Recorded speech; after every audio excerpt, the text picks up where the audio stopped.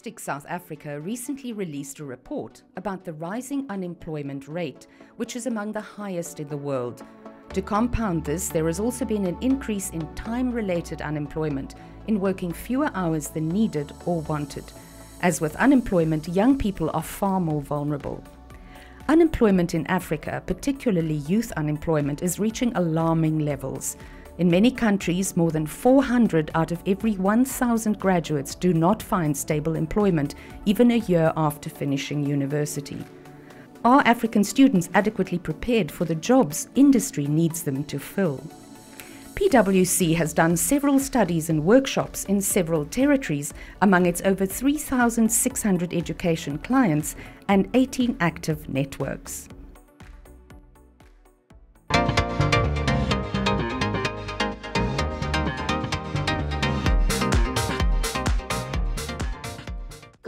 Sub-Saharan Africa was the workshop that they participated in was very sobering, actually, because the workshops sought to identify what we call moonshots, so really transformational goals to redefine education.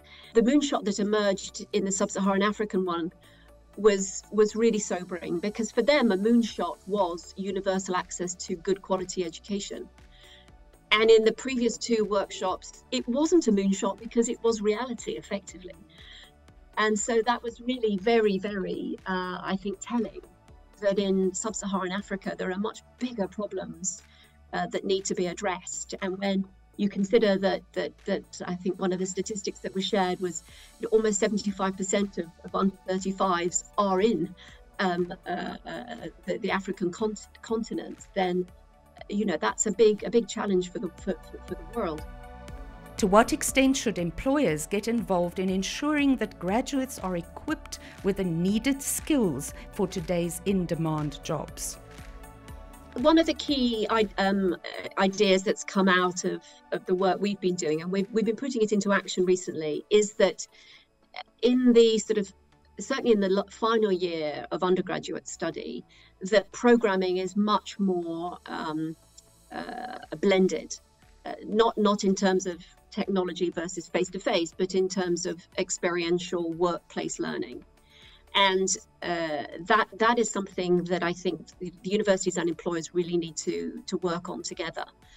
The universities need to relax their regulations around, not just universities, but the accrediting agencies need to relax their regulations around the style of teaching and accept that sort of problem-based learning, on-the-job learning does count. It is credit-worthy. But I think that final year just has to see much more of a joint responsibility.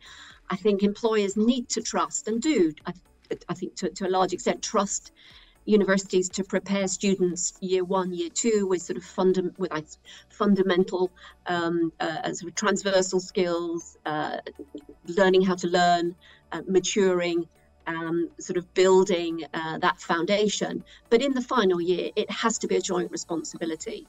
Employers can't expect universities to know those answers, and nor should they. What we're seeing in some of the fast-growing regions, such as my own here in the Middle East, is that the employers are getting into the business of education themselves, because the higher education sector is just taking too long to respond to their needs, or it's unreasonable to expect higher education to be able to respond to their needs. So there's an emerging belief, and we recently ran a series of workshops with our colleagues around the world, sort of asking them about the role of employers and the role of university in upskilling. And there's an emerging belief that universities have a very important role to play, but it's more at the sort of transversal foundational skills level, and obviously research as well as one of their other key areas. But when it comes to the alignment of skills with employment prospects in the short term, that's where employers really do need to step in more, and or universities sort of delegate that more to employers, and make it clear that is their responsibility, and that they should stop expecting university faculty to get that right when, let's face it, most of them are more concerned about their research, and that's their background, not necessarily one that has given them a lot of workplace experience.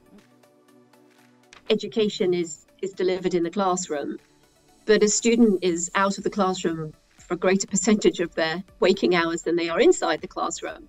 And so it's the role of parents as well in preparing their students and in preparing their children for the future. And you see, unfortunately, in the more sort of developed markets, parents understand that responsibility. But in the less developed markets, parental engagement is not as prevalent. And so I think there's a clear message to policymakers out there to try and emphasize that message to sort of the community and parents about how critical they are to their children's attitude towards learning, motivation, ambition, etc.